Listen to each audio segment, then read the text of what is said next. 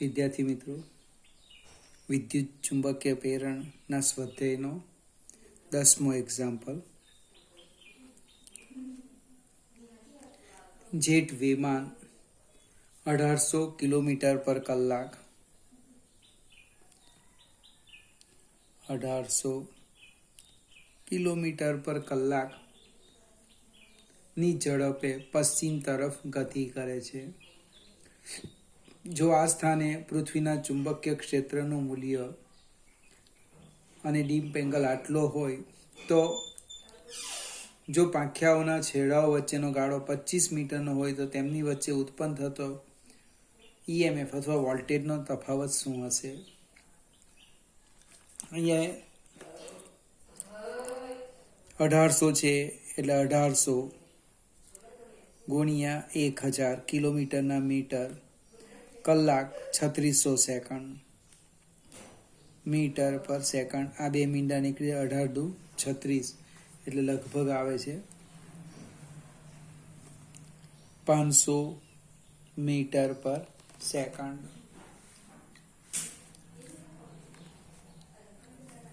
સેજ આપણે આગળ જઈએ. બી આપેલું છે 5 × 10⁻⁴ ટેસ્લા. એંગલ ઓફ ડીપ આપેલો છે, નમન કોણ 30 ડિગ્રી. બે પાંખિયા છે એના છેડા વચ્ચેનું અંતર આપ્યું છે 25 મીટર અને પ્રશ્ન છે એપ્સિલોન શોધવાનો.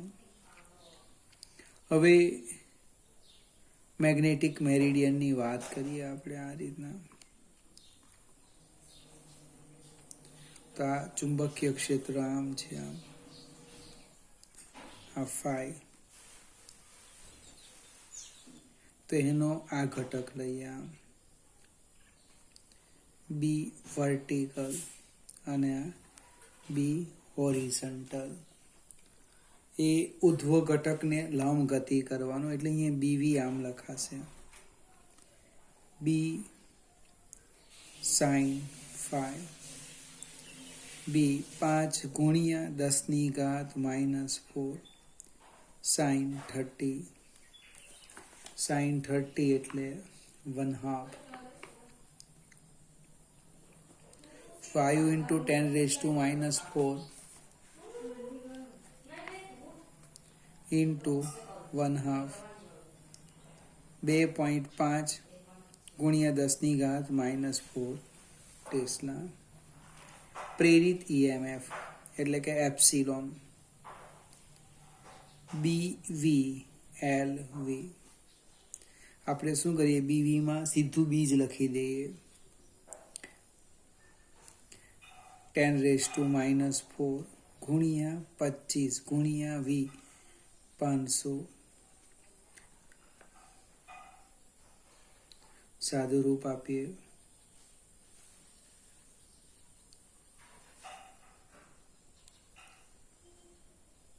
જે આવે આપણો જવાબ.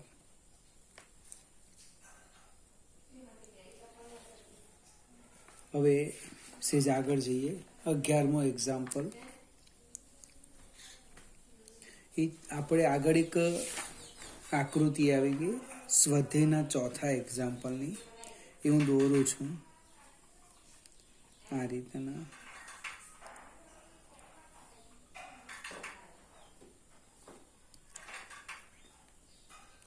એની અંદર એક લૂપ છે આવી. આ બાજુ કંઈક 8 સેન્ટીમીટર લખેલું છે અને 2 સેન્ટીમીટર લખેલું છે. હવે એની અંદર જે ચર્ચા કરી હતી એમાં કે એ હતું કે લૂપને ગતિ કરાવવાની હતી. આમ ગતિ કરાવો, એને આમ ગતિ કરાવો, અથવા તો લૂપને બેઠું આમ ક્ષેત્રની બહાર લઈ જવાનું હતું. ત્યારે ઈએમએફ કેટલું ઉદ્ભવે એવો પ્રશ્ન છે.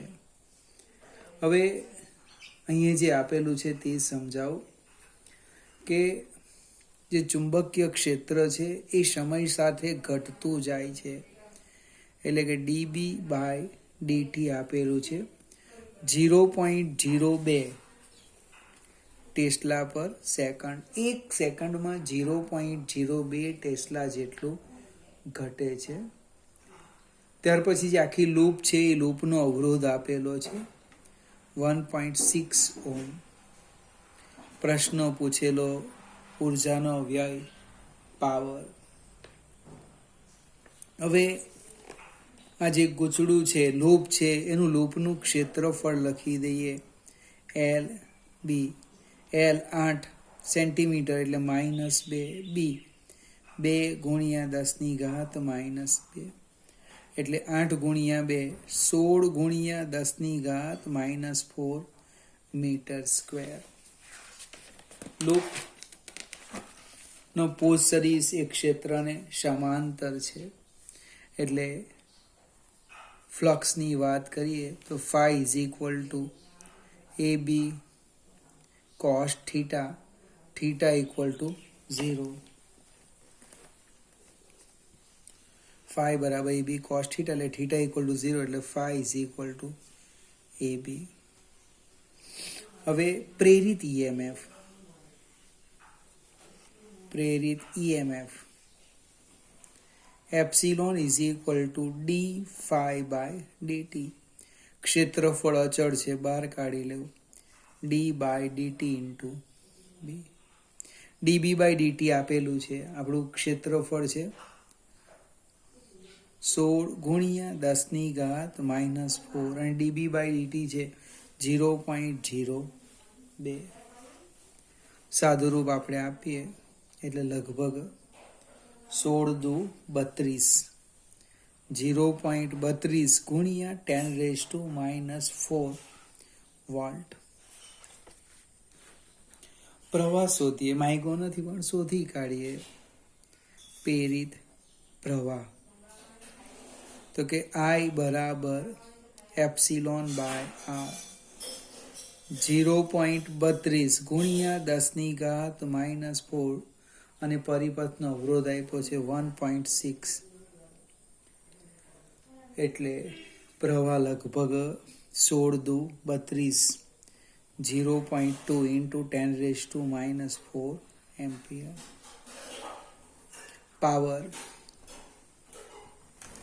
P બરાબર VI અથવા એપ્સિલોન I એટલે 0.32 ગુણ્યા 10 - 4, 0.2 ગુણ્યા 10 - 4, 32 ગુણ્યા 2 64 એટલે કે 0.064 into 10 - 8. કોઈકને થાય કે અમારે દશાંશ ચિહ્ન ખસેડવું છે, ખસેડો બે જમણી બાજુ ખસેડો એટલે આમ થાય 6.4 into 10 - હવે જમણી બાજુ ખસે તો ઘાત ઘટવાની એટલે -8, -9 અને -10 વોટ. ફરીથી સ્વાધ્યાયના ચોથા એક્ઝામ્પલની આકૃતિ છે સેમ, બીજું કંઈ જ નથી, બસ એક ફેરફાર શું આપ્યો એનું પ્રારંભિક મૂલ્ય પણ આપ્યું છે જે આપણે લખ્યું નહીં 0.3 ટેસ્લા. હવે એ એક્ઝામ્પલની અંદર આ જે લૂપ છે ક્યાં તમે આમ બહાર કાઢો ક્ષેત્રમાંથી કે આમ કાઢો બને ત્યારે ઉદ્ભવતું EMF અને તે માટે લાગતો સમય લખેલો હતો કેટલા સમય માટે ઉદ્ભવશે. અહીંયા શું કીધું લૂપ ત્યાં જ રાખી ક્ષેત્રનો સમય સાથે ફેરફાર કીધો dB by dt આપ્યું હતું. હવે ક્ષેત્ર જો સમય સાથે બદલાતું હોય તો ફ્લક્સ બદલાય અને ફ્લક્સમાં ફેરફાર થાય એટલે EMF ઉદ્ભવે. કોઈકને વિચાર આવે પ્રેરિત પ્રવાહ ન શોધે તો ચાલશે, આપણી પાસે છે પાવરનું સૂત્ર V²/R. એ કિંમત મૂકો એટલે પણ જવાબ આવી જાય. 12મો એક્ઝામ્પલ.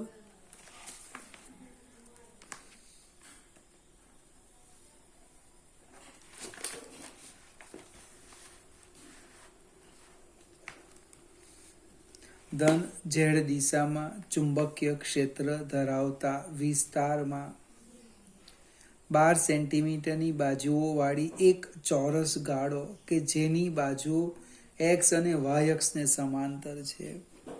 એટલે ચોરસ લૂપ છે એ XY સમતલમાં આવેલી છે જેની બાજુની લંબાઈ છે 12 સેન્ટીમીટર એટલે A બરાબર L². એટલે કે 12 એટલે કે 144 સેન્ટીમીટર સ્ક્વેર, અથવા એમ નહીં લખવું હોય તો 144 ગુણ્યા 10⁻⁻⁴ મીટર સ્ક્વેર. હવે આ જે ક્ષેત્ર આવ્યું છે એ XY સમતલમાં છે. હવે તેને ધન X દિશામાં 8 સેન્ટીમીટર પર સેકન્ડના વેગથી ખસેડવામાં આવે. વેગ V આપ્યો છે 8I ધન X અક્ષની દિશામાં મીટર પર સેકન્ડના વેગથી ખસેડવામાં આવે છે. આ ક્ષેત્ર અવકાશમાં એક સમાન નથી કે સમય સાથે અચળ પણ નથી. તેમાં ઋણ X દિશામાં 10⁻³ ટેસ્લા પર સેન્ટીમીટરનું પ્રચલન ધરાવે છે. એટલે ઋણ X અક્ષની દિશામાં જઈએ તો તેમ તેમ આટલું એનું મૂલ્ય વધતું જાય છે. એટલે તમને આપેલું છે dB/dx અંતર સાથે ચુંબકીય ક્ષેત્રમાં, સ્થાન સાથે ચુંબકીય ક્ષેત્રમાં થતો ફેરફાર આપ્યો છે 10⁻³ ટેસ્લા પર સેન્ટીમીટર. હવે સેન્ટીમીટર છે એટલે મીટરમાં ફેરવીએ તો કે 10⁻² ટેસ્લા પર મીટર, એટલે લગભગ -1 એટલે 0.1 આવવાનું. 0.1 ટેસ્લા પર મીટર. અને સમય સાથે પણ એમાં ફેરફાર આપ્યો એટલે dB/dt. તમે જો સ્થાન સાથે પણ બદલાય, સમય સાથે પણ બદલાય, બે રીતે બદલાય છે. 10⁻³ ટેસ્લા પર સેકન્ડના દરે ઘટતું જાય. તેનો અવરોધ આપ્યો R 4.5 મિલી 10⁻³ ઓહ્મ હોય તો આ ગાળામાં પ્રેરિત પ્રવાહની દિશા અને મૂલ્ય નક્કી કરો. માત્ર પહેલા સમજવા પ્રયત્ન કરીએ. જે ચુંબકીય ક્ષેત્ર છે એ Z અક્ષની દિશામાં છે. એટલે અહીં એક સ્ટેપ લખવું હોય તો લખાય B = BK. હવે એક લૂપ, ચોરસ લૂપ એ XY સમતલમાં છે. એ લૂપ ધન X અક્ષની દિશામાં 8 મીટર પર સેકન્ડના વેગથી ગતિ કરે. આ જે ચુંબકીય ક્ષેત્ર છે એ બે રીતે બદલાય. એક સ્થાન સાથે પણ બદલાય અને સમય, સ્થાન એટલે dB/dx અને સમય dB/dt. એટલે બંનેને કારણે એમાં EMF ઉદ્ભવવાનો. તો આપણે વારાફરતી શોધીએ. પહેલા આપણે સમય સાથે લઈએ. સમય સાથે B માં ફેરફાર, તો ε1 = dφ/dt. dφ એટલે AB, અહીંયા θ = 0 થશે. XY સમતલને લંબ Z અક્ષની એ દિશામાં આપણું ચુંબકીય ક્ષેત્ર છે એટલે θ = 0. એ અચળ છે, બહાર કાઢી લો. A d/dt × B. ક્ષેત્રફળ આપણે શોધ્યું છે 144 ગુણ્યા 10⁻⁻⁴ dB/dt 10⁻³ એટલે લગભગ જવાબ આવવાનો 144 ગુણ્યા, અરે આ ઊંધું થઈ ગયું, 144 ગુણ્યા 10⁻⁷ વોલ્ટ. હવે સમયની જગ્યાએ સ્થાન લેવું. સ્થાન સાથે ચુંબકીય ક્ષેત્રમાં ફેરફાર. સ્થાન સાથે ફેરફાર એટલે સૂત્ર તમારું આ જ આવશે ε2 dφ/dt. એ હું ડાયરેક્ટ બહાર કાઢી લેમ dB/dt. અને આપણે ગણિતમાં આમ લખીએ A dB/dx × dx/dt. આ dx નીકળી ગયો, જો dB/dt આવી જશે. પણ dx બાય dt એટલે વેગ v, એટલે એપ્સિલોન ટુ આમ થવાનું a db by dx into v. આ બધી જ કિંમત મૂકી દઈએ આપણે, એટલે કે એપ્સિલોન ટુ આવવાનો a 144 ગુણ્યા 10⁻⁻⁴ db બાય dx 0.1 ગુણ્યા વેગ v 8, બને. એટલે સાદું રૂપ આપીએ આપણે તો લગભગ 1152.